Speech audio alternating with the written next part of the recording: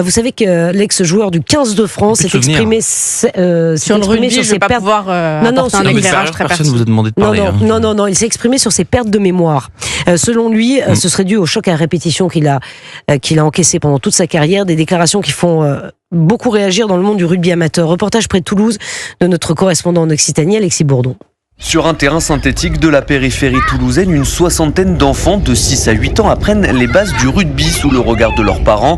Dans cette catégorie, l'intensité des chocs est faible, mais pour cette maman, les mots de Sébastien Chabal résonnent à chaque contact entre les enfants. Le moindre choc, les plaquages mal faits, mal effectués ou mal réceptionnés. Forcément, en tant que maman, quand on voit son enfant jouer, on n'a pas envie qu'il se fasse mal. Le mien, il a le casque en plus, donc oui. On fait attention. Près des jeunes rugbyman, Patrick Recolon surveille lui aussi que la séance se déroule sans casse. Le président du club de l'Union espère que la prise de parole de Sébastien Chabal permettra de protéger encore mieux les joueurs. Un joueur de cette taille a des propos quand même assez forts, donc ça peut impacter le rugby. On va mettre le point sur la sécurité encore plus, et ça c'est très important. Depuis quelques années, des protocoles commotion ont été mis en place dans le rugby amateur. Ils encadrent notamment un retour à la compétition qui varie selon l'âge.